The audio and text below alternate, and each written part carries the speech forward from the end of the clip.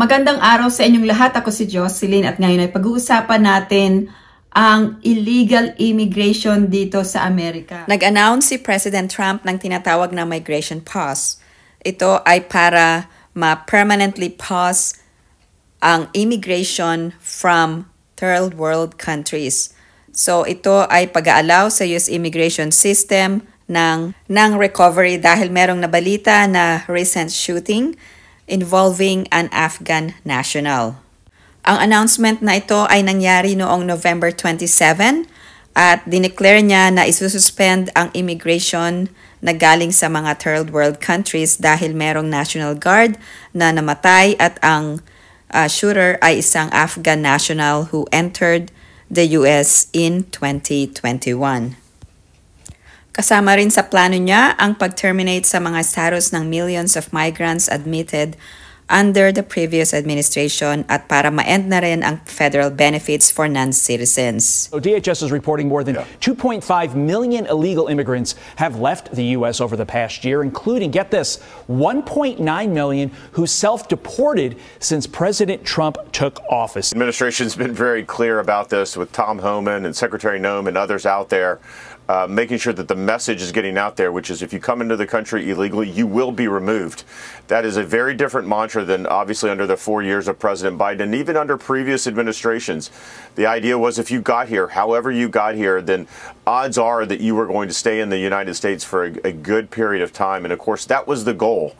Well, now the odds are that you will actually be removed. You'll be detained, you'll be put in detention, and you'll be removed. And I think that message is getting out, whether it's ICE law enforcement officers removing individuals, physically removing folks, or folks saying, look, I don't want to go through that, so I'm going to self-deport, which is what they should be doing.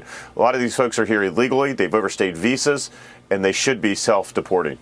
Malaki po ang difference ng legal immigration at illegal immigration. Kapag legal immigration, ibig sabihin, pumasok ka ng Amerika na merong papeles or dokumento at ikaw ay nagstay sa US at lumabas ng US dahil tapos na po ang duration ng iyong visa or purpose ng visit sa Amerika. Po fair ang system kung inaalaw ng US government ang mga illegal immigrants na pumasok sa Amerika nang walang dokumento. Unang-una, kung ikaw ay papasok dito sa US, kailangan po meron kang specific purpose, meron kang financial obligation na suportahan ang iyong sarili, or merong magi-sponsor sa iyo. Ang mga sponsors ay nagpo-provide ng financial support para ikaw ay maka-stay sa Amerika nang hindi ka magiging public burden. Yung mga nagi-sponsor na mga aplikante ng immigrant or non-immigrant visa, kailangan patunayan mo na kaya mong suportahan ang mga aplikante ng mga visas na ito. Kung ikaw ay isang legal immigrant, hindi ka dapat matakot dahil meron kang documents na nagpapatunay na ikaw ay allowed na magstay sa Amerika. Sa mga illegal immigrants, ito po yung mga overstaying.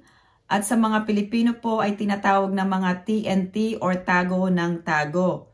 So, ibig sabihin po, ang mga illegal immigrants po na Filipino na nagstay sa Amerika ay hindi na po bumalik sa Pilipinas. You can come to the greatest nation on earth, but you got to do it legally.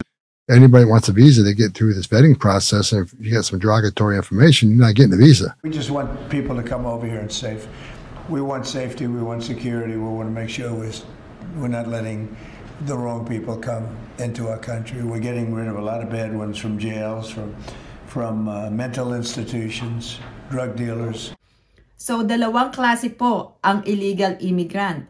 Ang illegal immigrant na pumasok sa Amerika na walang inspection. Ito po yung mga tumatawid sa mga borders. Pangalawang klase ng illegal immigration ay ito po yung mga pumasok sa Amerika pero nag-overstay ng kanilang visa, lalong-lalo na po dun sa mga may hawak ng non-immigrant visa for a specific purpose. For example po, kung kayo ay isang tourist sa Amerika at kayo ay nagstay dito ng 6 months pero hindi kayo bumalik sa country of origin at nagstay na po kayo dito beyond po ng period of stay. So, isang araw lang po ng pag-stay beyond your required time to stay in the US po ay considered na overstaying. Kahit isang araw lang po. Meron pong data or statistics ang Department of Homeland Security. Ang mga unauthorized immigrant population na ito ay estimate po from 2000 to 2022.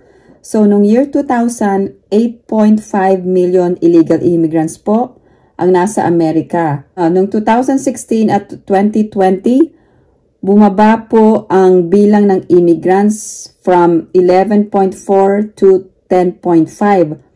At tumaas po ulit ito during the Biden administration. 11 million po ang illegal immigrants noong 2022. Ang Pilipinas po ay panglima sa mga countries na may unauthorized immigrant population na nasa Amerika. 350,000 po ang mga Filipino na illegal immigrants. Ito po ang mga listahan ng mga states kung saan marami pong nakatirang unauthorized immigrant population. Nangunguna po ang California, pangalawa Texas, and then Florida, New Jersey, Illinois. And then, ito po ang mga estimated unauthorized population by country of birth and state of residence. Ang Philippines po ay 350,000 ang illegal immigrants from 2022.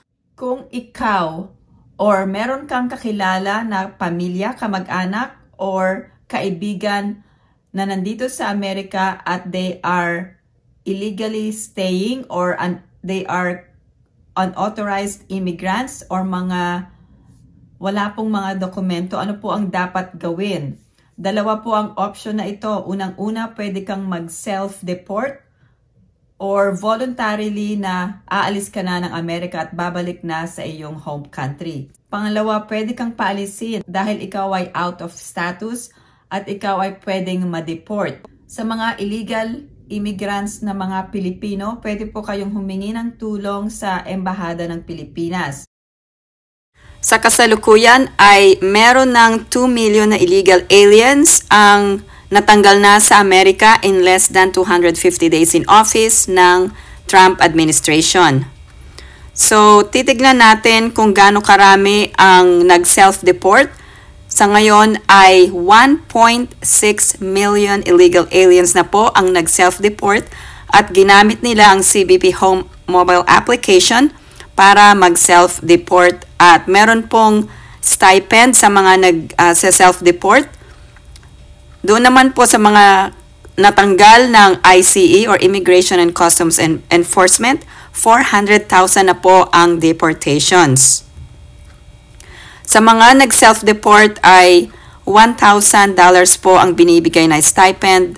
Sinabi ng Department of Homeland Security na mas makakamura ang mga taxpayers kung magsa-self-deport ang mga illegal aliens dahil ang cost ng removal of an illegal alien ay $17,000.